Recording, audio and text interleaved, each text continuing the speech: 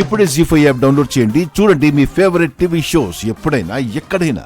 ఆహా, నీ మొహం చూసి చెప్తున్నానమ్మా, ఈ ఇంటి మహాలక్ష్మి ఇంట్లో అడుగు పెట్టబోతోంది.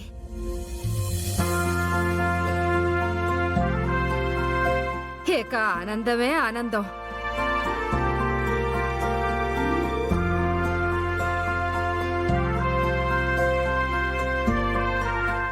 మరి మాకో దబిడి దిబిడే. ఎవరో వస్తున్నారు అంటున్నావు. ఈ ఇంటికి వస్తే వాళ్ళకి ఆనందమేంటి, మాకు దబ్బిడి దిబిడే ఏంటి? అదే తెలియట్లేదు, కానీ నా మాట మాత్రం సత్యం తల్లి. వస్తాను తల్లి.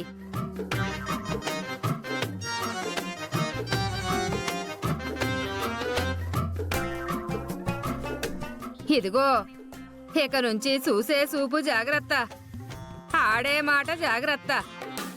సోది చెబుతానమ్మ సోది, సోది చెబుతానమ్మ సోది చెబుతాను.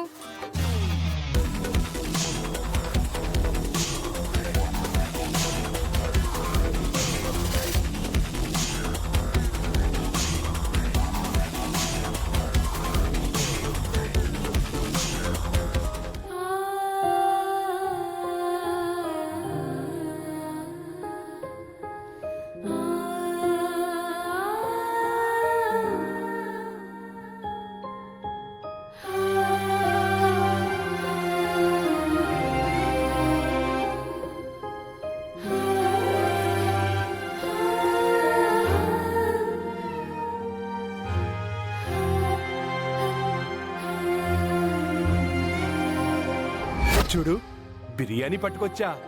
హాయ్ బిర్యానీ.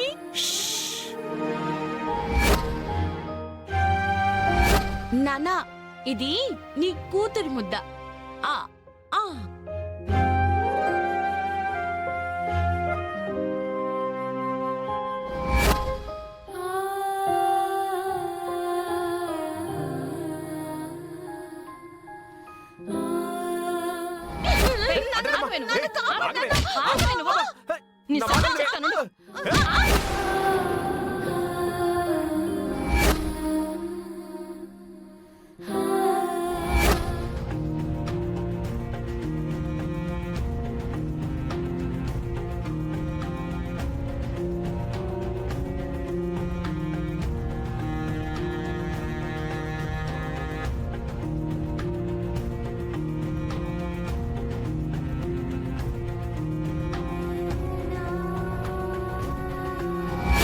మేజర్ ఆపరేషన్ చేయాల్సిన అవసరం ఉంది.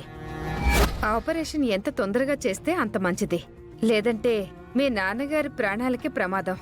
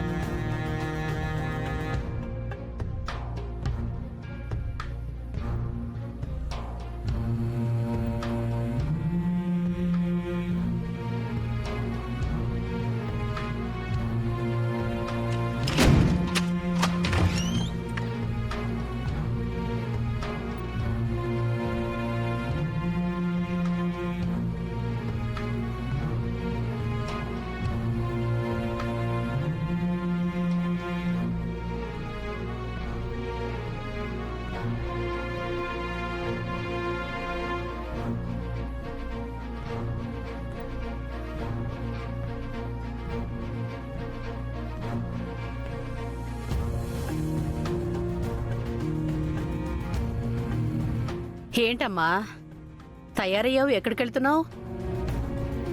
ఇవాళ కాలేజీ లేదన్నావు కదమ్మా. కాలేజ్ లేదు నాన్న, కాకపోతే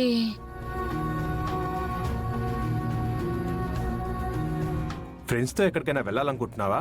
లేదు నాన్న, మీ ఇద్దరితో ఒక విషయం గురించి మాట్లాడాలి.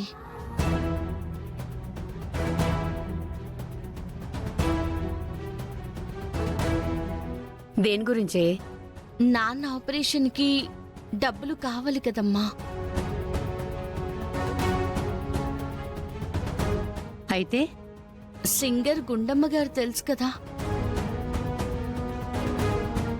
అదే అమ్మా, ఆ రోజు కాలేజ్లో పాట పాడితే నాకు ప్రైజ్ ఇచ్చారు కదా. ఆవిడ నాకు పని చెప్పారమ్మా. అలా చేస్తే నాన్న ఆపరేషన్కి కావలసిన డబ్బులన్నీ ఆవిడే చూసుకుంటాను అన్నారమ్మా.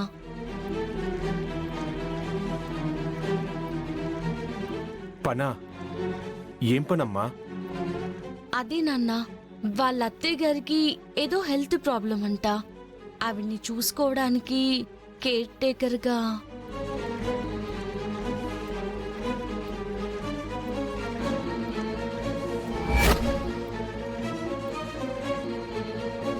అంటే వాళ్ళింటికి పని చేయడానికి వెళ్తానంటున్నావా అమ్మా?